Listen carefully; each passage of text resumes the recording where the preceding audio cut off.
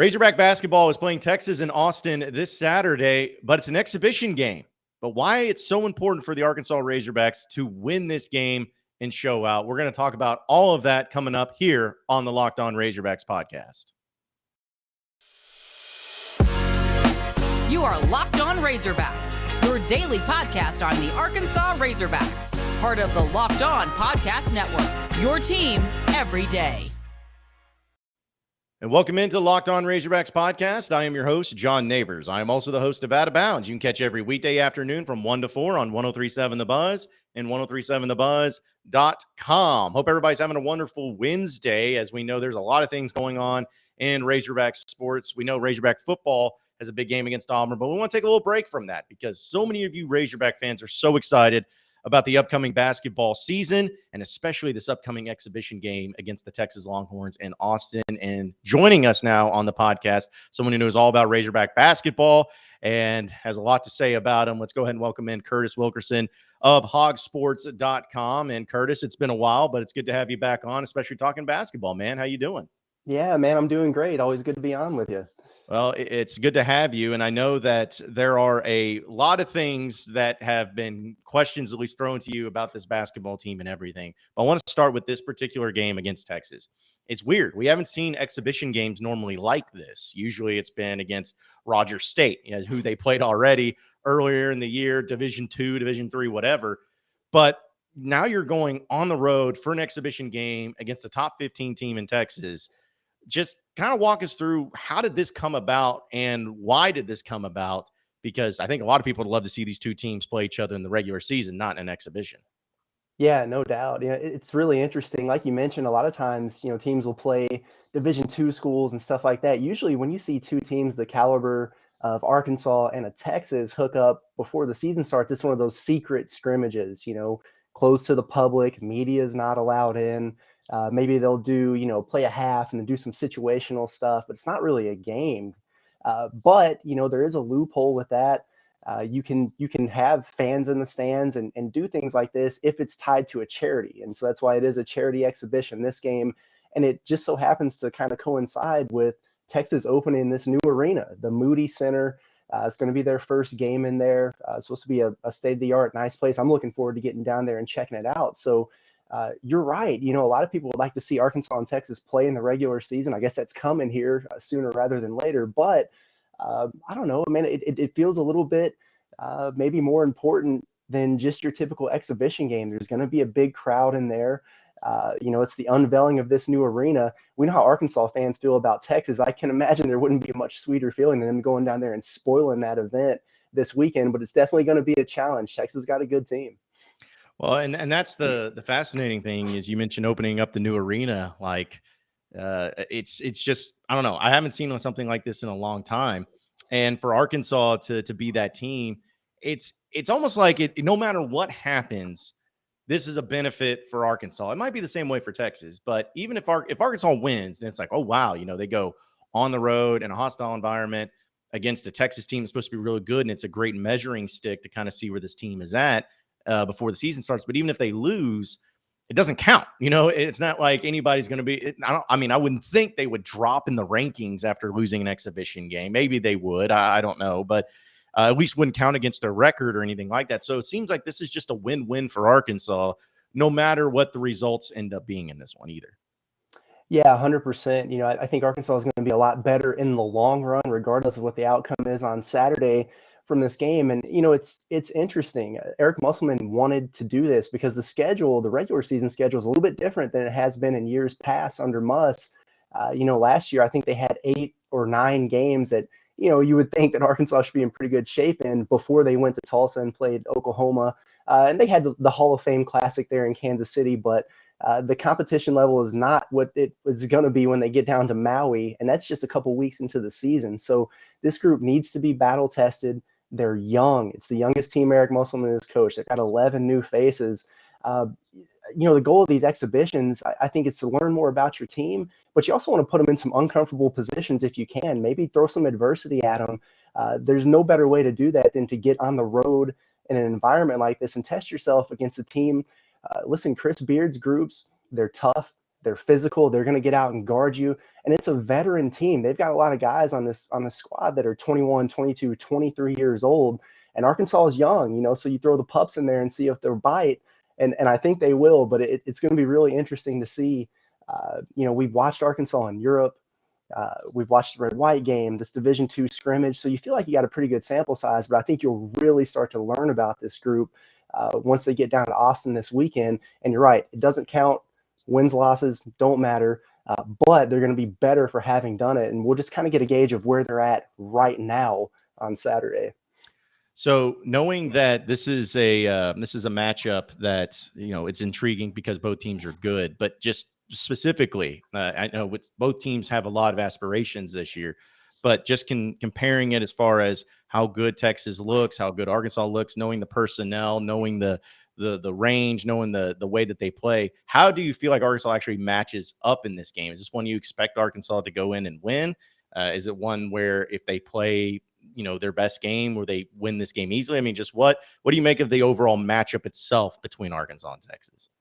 Yeah, I think if this happened later in the season, I would definitely feel really good about Arkansas's chances. I think overall, they're probably the more talented team. But, early in the year, Texas has got a lot of guys coming back, and they were a tournament team last season. Mentioned them being a veteran group. They've played together. So they might be a little bit further along in Arkansas right now in terms of just their on-floor continuity and things like that. But we just don't know how Arkansas will respond. Eric Musselman has talked about, his message going into that Rogers State game has been, hey, guys 1 through 13 on the roster, play to your talent level on a consistent basis. Well, when they do that, we know Arkansas is as good as anybody in the country. I think we've noticed that just by the sample size that we have. So if they go up there and elevate their play, there's no reason why they can't be in a good spot in this game. I like Arkansas's size. They have a length advantage, especially inside. And Texas got some good players in the front court. Christian Bishop is a transfer from Creighton that was there last year. Dylan Disu from Vanderbilt's a nice player. He was hurt last year. He's healthy now. But Arkansas, those guys are 6'7" and 6'8". Arkansas has got, 7-foot wingspans all over the place. They've got all these 6'10" guys. They're long and athletic across the board. So I think from that standpoint, Arkansas has an advantage. And we'll just see where they're at in terms of executing schemes, understanding, Musselman talks about it all the time, third and fourth options on a particular play, rotations when the ball's reversed defensively and in ball screens and things like that. So it's the little nuances that might be the difference right now. And again, we don't really know about Arkansas just yet, but we're going to find out here in a couple of days. I was laughing about it because I was look back at and just in Musselman's years at Arkansas and looking at the starting lineup that he would go with in the early part of the season and compare it to what it looked like at the end of the season. Like there were some, Moses Moody, started the whole time. Like there were guys that you knew that, but it's like I saw times where I think it was in the first year, like Gental Silla would get starts, and then that guy was, not even on really in the rotation at the end of the season. You think about last year, there were times where Connor Vanover started, and then towards the end of the season, he wasn't even a part of the team. What do you make of what the starting lineup looks like right now, in your opinion? And we know how much talent they have, and it's going to be tough to nail it down. But if you had to take a ballpark guess, what do you think the starting lineup of right now, but also what do you think it looks like once the season goes on and it comes to an end? Yeah, right now I think you've got three guys to me that seem like locks, and Nick Smith, Anthony Black, and Trevin Brazil. Those guys are just a cut above. I think right now for the Razorbacks, I think they're going to be in there now. I think they're going to be in there at the end of the season. So then you look at the small forward spot and the center spot. We've been talking about the position battle there for the longest. Arkansas went with Jordan Walsh at the 3, the 5-star freshman, highly talented guy on Monday against Rogers State. And they went with Jalen Graham, who's kind of the hot hand at that center spot. He had the huge red-white game. He played pretty well the other night at center. I like the way that group looks. I don't know if Jordan Walsh is going to be in there at the beginning of the season. He could be. You've got some good options there. But it seems to me like a young group like Arkansas, you probably want to have, more of a seasoned veteran in there. So I look at Devo Davis and think he might be a guy that could serve Arkansas well as those young guys come along early in the season, put him in the backcourt with Nick and Anthony Black. And then maybe as the year progresses and a guy like Jordan Walsh, we know how immensely talented he is. Maybe he starts coming along, settles in, and you see him kind of slide into that lineup a little bit more later. That might be what I do at that small forward position. Then at center, man, I don't know, flip a coin. I really like what Arkansas has in Jalen Graham offensively. He's got great footwork in there. You can throw it into him and he can get you a bucket. I like some of the other things that he does. I mean, he'll drive it on guys from the perimeter. He's comfortable putting it on the deck. I think he's really active in ball screen actions, dribble handoffs. It's stuff that Eric Musselman likes to do a lot. But you look on the defensive side and he can get out and guard on the perimeter, but you need him to be a little bit more physical inside. You need him to rebound more. I think he only had 2 the other night. So some things to work on there. Kamani Johnson, you know what he brings to the table for Arkansas, tough, physical, a bruiser in there. But you wonder, what's the ceiling for him? It's a guy who played behind Jalen Williams last year. He didn't have a huge role. That's not to say guys can't get better and they can't help you, because they can. And I think Kamani will have a role on this team. But how far does that take you when you went out into the transfer portal and got so many big guys? I think one to keep an eye on would be Mekhi Mitchell. I thought we didn't really get to see much of him in Europe. The red-white game, he showed some things. But listen, he played, I think, only 7 minutes the other night against Rogers State. And I think Arkansas was plus 17 or plus 18 with him in the floor. He's so versatile. He's big and physical enough to play the center spot for you. He played the power forward because he can move and he's mobile. When Kamani Johnson was in there at center, Musselman likes that versatility. He can score inside. He can move. He can block shots. The thing with him is getting comfortable and acclimated in the system. Muss said that after the game, if he starts to pick up on those second and third options and gets comfortable in the playbook to where he's not thinking so much, playing more instinctually, he could be a guy that could see an increased role, and maybe he's one that slides into that center spot a little bit later. Continue our conversation with Curtis Wilkerson here in just a segment. Folks, these days, every new potential hire can make you feel like a high-stakes wager for your small business. You want to be 100% certain that you have the best and most access to all of the best candidates for your business. That's why you have to check out LinkedIn Jobs. LinkedIn Jobs helps find the right people for your team faster. Think about all the small businesses that you know out there, that you're friends with, that you go in. One of the reasons why you support them is because it's local businesses, but also you support them because they have a great staff around them, because you feel at home, because you feel like the business is well ran. LinkedIn Jobs helps with that. They help you find the greatest candidates. And for those of you who are out there looking for a job, looking for a new path, or looking for a new location, whatever it may be, LinkedIn Jobs can help you with that as well. They help you find the most qualified candidates that you want to talk to faster. So post your job for free at linkedin.com/lockedoncollege. That's linkedin.com/lockedoncollege to post your job for free. Terms and conditions do apply. You are Locked On Razorbacks, your daily podcast on the Arkansas Razorbacks, part of the Locked On Podcast Network, your team every day.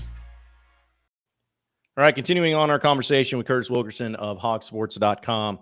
Kurt, looking back to that Rogers State exhibition game, it's an exhibition game. Arkansas took care of business in that one pretty easily. But as far as things that I liked and things that I didn't like, I want your thoughts on it. Like, I like the fact that you out-rebounded them by 20. Like Arkansas was able to which they've struggled with at times under Muss. They were really attacking the glass. I think they ended up with 10 offensive rebounds, something you like to see. I like that. I like the fact that they did go 7 of 18 from three-point land, which I know 4 of 6 of it was from Joseph Pinion, but still, that was something that Muss was concerned about. It's good to see that they are capable, or have some guys capable of hitting threes and not like they're taking 30 a game. So I like that. I liked, of course, the highlight plays were awesome too. But then I didn't like the fact that they were terrible from the free throw line. I didn't like the fact that they had some bad turnovers here and there. But it seems like the things that are really good, they can find some consistency in, and the things that may have not been so good, they can fix and they can get better as the season goes on. What did you like and not like also from the Razorbacks on Monday?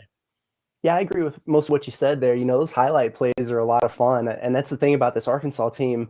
Man, they look good getting off the bus, right? They're so long and athletic, and I think they're really going to use that to play to their strengths this year. When they get out on the open floor and transition, it's so much fun to watch, especially when you have guys like Anthony Black or Nick Smith leading the break, because those guys are playmakers, and they see things that other guys just don't see. And that's why we get some of those lobs and alley-oops and a lot of the fun stuff that, gets the crowd out of their seats.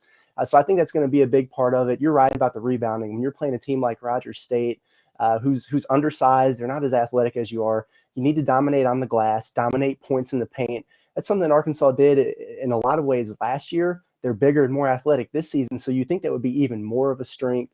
I like the way they played defensively. Hey, you should be able to shut down a team like that. And they held them to 4 of 25 shooting in the first half and about 30% for the game. That's with playing all 13 guys. So I think those are positives there. I like what you said about the 3-point shooting.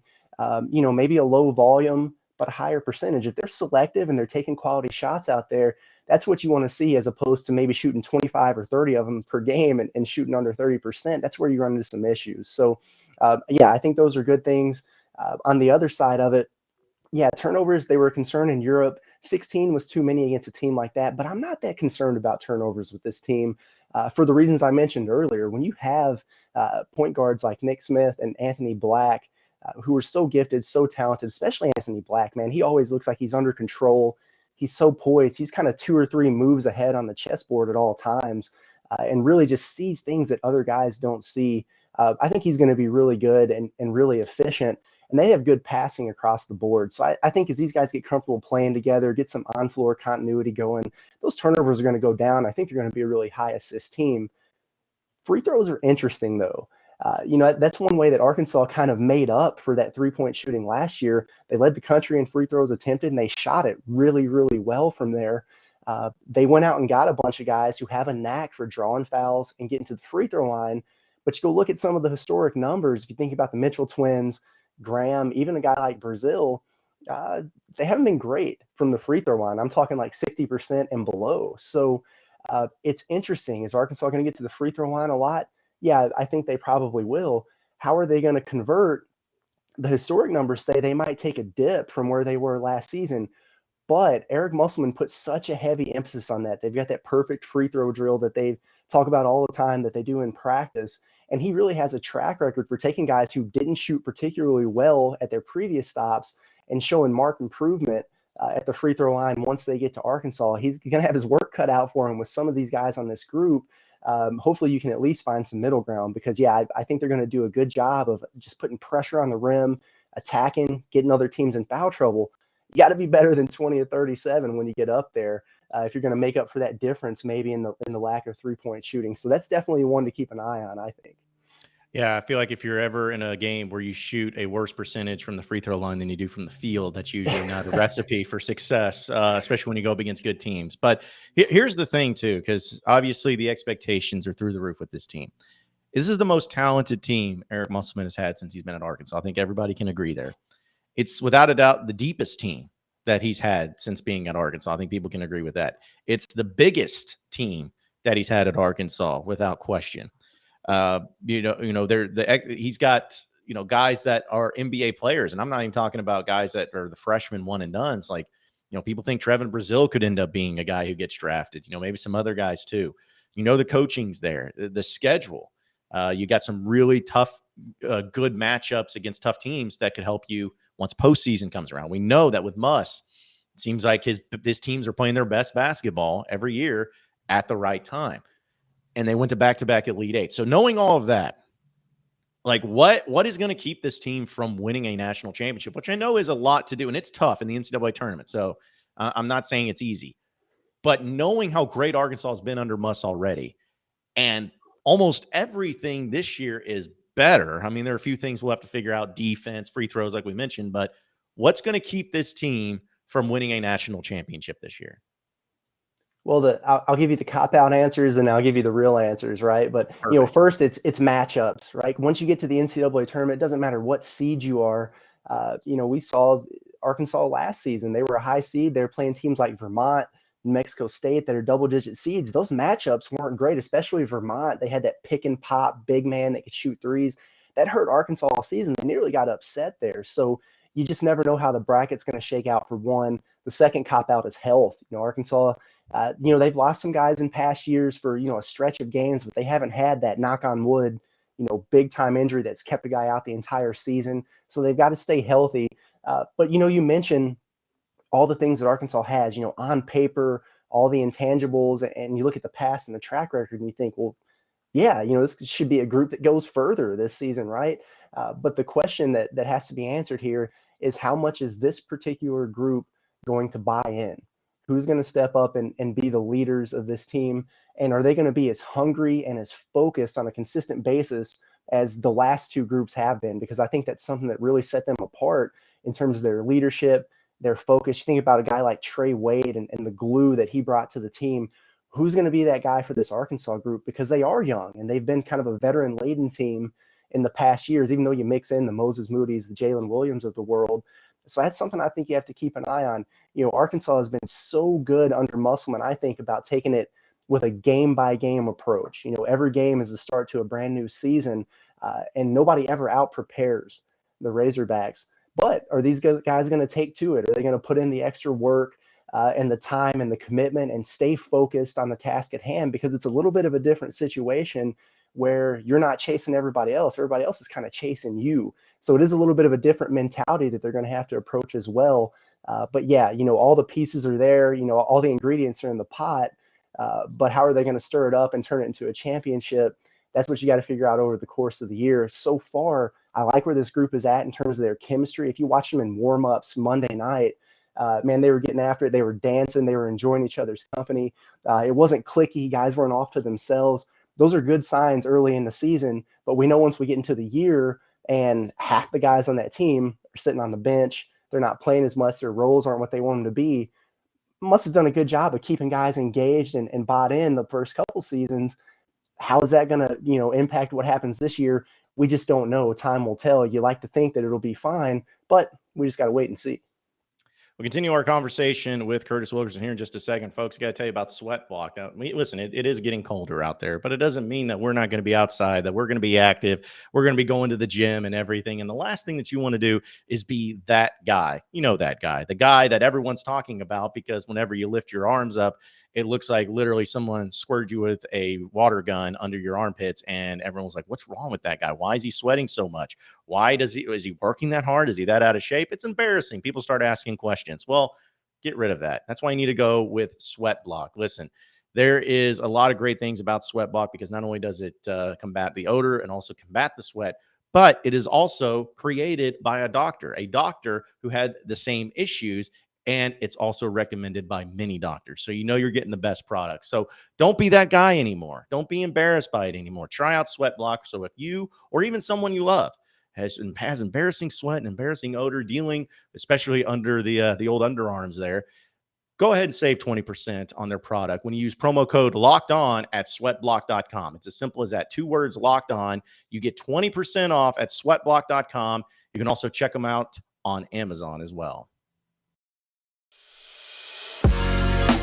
You are Locked On Razorbacks, your daily podcast on the Arkansas Razorbacks, part of the Locked On Podcast Network, your team every day. All right, final segment with Curtis Wilkerson of hogsports.com. Okay, Curtis, why is the game not on the Longhorn Network anymore this weekend? Do we have an answer for that? Because I'm pissed about that, because I know you're making the trip. I wasn't able to make the trip, and I'm like, okay, well, that's fine. I'll watch the Razorback football game against Auburn, and then boom, right there into the Texas game. But then suddenly it's off the books, and nobody's really given a reason why. Do you have any idea why this happened? I wish I did, and I agree, it does suck. My understanding going into it was that, this was a decision on Texas's part to remove it from the Longhorn Network. Obviously, it's their home game, their arena, and everything like that, so they're kind of in control of that. And I don't know why they're doing that. They don't have a football game that conflicts. I might be mistaken. I think they're on a bye this week. You're unveiling your new arena. It just seems like a great deal. Maybe they want to get more butts in the seats. And so they think if they take it off the network, then more people will actually show up and buy a ticket. I don't know. I've had some people ask if maybe there's some gamesmanship involved in terms of, Chris Beard and maybe Eric Musselman also not wanting to get too much out there on film before the start of the season. I don't know. Maybe there's something to that. But yeah, it's interesting to see that. And it's also kind of weird to me that, okay, you're going to have a radio broadcast. You're opening the doors for media to come cover it. You're going to have fans in the seats. Like, information is going to get out there anyway. Like, people are going to know what happened and what's been going on. It's not one of these secret scrimmages. So if you have the capabilities to put this on the Longhorn Network, so your fans who might not be in Austin, who want to drive and go to an exhibition game, and especially Razorback fans who are so excited about this team to see it, I just don't know why you wouldn't do that. So no, I wish I had a more clear answer. I'm not happy about it either, even though I'm going to be there. It sure would be nice to have it on television. Yeah, I know. Imagine any other time where in any other sport there's a number 10 and number 12 team meeting. in a game, and no one's going to be able to watch it or see it, especially with today's technology and everything. So it's really unfortunate. But either way, it should be a great one. Hopefully Arkansas gets the victory down there. Curtis, I know you're going to be down there with hogsports.com covering everything. So folks, be sure to follow him at Kurt_Wilkerson1 and also follow his stuff on hogsports.com. And Kurt, as always, man, appreciate you joining us. Enjoy and have a safe trip down there to Austin, man. Yeah, absolutely. I appreciate it, man. I'm happy to join anytime.